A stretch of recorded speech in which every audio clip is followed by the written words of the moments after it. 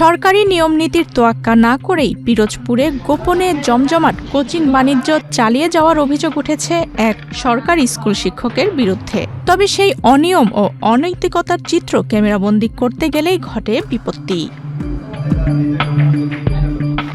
সংবাদ সংগ্রহ করতে যাওয়া সাংবাদিকদের ওপর অতর্কিত চড়াও হন অভিযুক্ত ওই শিক্ষক। শুধু তাই নয়, সাংবাদিকদের শার্টের কলার ধরে মারধর এবং এক সাংবাদিককে রুমে আটকে রাখার মতো গুরুতর অভিযোগও উঠে এসেছে তার বিরুদ্ধে। RICL TMX, যুগের পর যুগ স্থাপনা থাকে মজবুত। ঘটনাটি পিরোজপুর শহরের কৃষ্ণচূড়া মোড় এলাকার। অভিযোগ, সরকারি বিধি অমান্য করে পিরোজপুর সরকারি বালক উচ্চ বিদ্যালয়ের সহকারী শিক্ষক আরাফাতুর রহমান শহীদ ওমর ফারুক কিন্ডারগার্টেনের পেছনের একটি কক্ষে অষ্টম শ্রেণীর প্রায় ৩০ জন শিক্ষার্থীকে নিয়ে কোচিং করাচ্ছিলেন।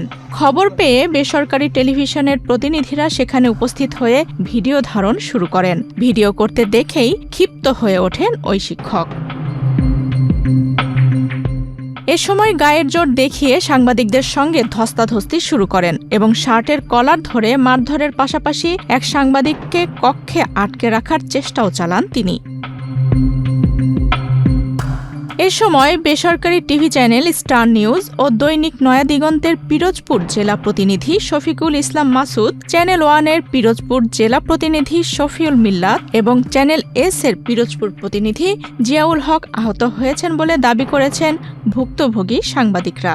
আমরা খবর পাই যে এখানে অবৈধভাবে সরকারি স্কুলের টিচার কোচিং করাচ্ছে। এই খবর পেয়ে আমরা এখানে আসার পরে আমরা যখন নিউজ সংগ্রহ করার জন্য এই ভবনের ভিতরে ঢুকি, তিনি ভবনের একদম শেষ প্রান্তে একটা রুম বন্ধ করে টিউশনি করাচ্ছেন এবং আমরা সেখানে ঢোকার পরবর্তীতে আমরা যখন দরজার সামনে যাই, সে সাথে সাথে উত্তেজিত হয়ে আমি সহ আমার সাথে আর দুজন সহকর্মী ছিল, তাদের উপরে হামলা করে এবং আমার কলার ধরে ভিতরে ঢুকে আটকে রাখার চেষ্টা করে। এরপরে সেটা যখন দস্তাদস্তি হয়, এক পর্যায়ে না পারার কারণে তার যে স্টুডেন্ট আছে, স্টুডেন্টকে দিয়ে আমাদের উপর হামলা করে। এইটার একটা সুষ্ঠু বিচার করে এই যে অবৈধ কোচিং সেন্টার চালাচ্ছে এবং কোচিং সেন্টার বন্ধ হোক, আমাদের উপর যে হামলা হয়েছে, হামলার সুষ্ঠু বিচার চাই।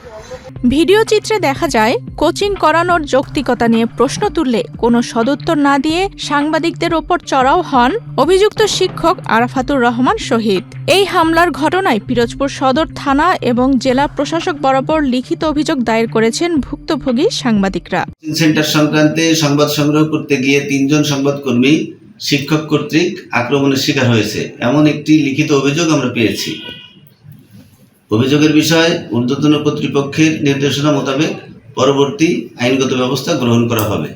সংবাদ সংগ্রহের সময় এমন বর্বর হামলার দৃষ্টান্তমূলক শাস্তি এবং সরকারি নির্দেশ অমান্য করে চলা কোচিং বাণিজ্য অবিলম্বে বন্ধের জোর দাবি জানিয়েছেন স্থানীয় গণমাধ্যম কর্মীরা। আফসানা রিপা, বাংলাদেশ প্রতিদিন।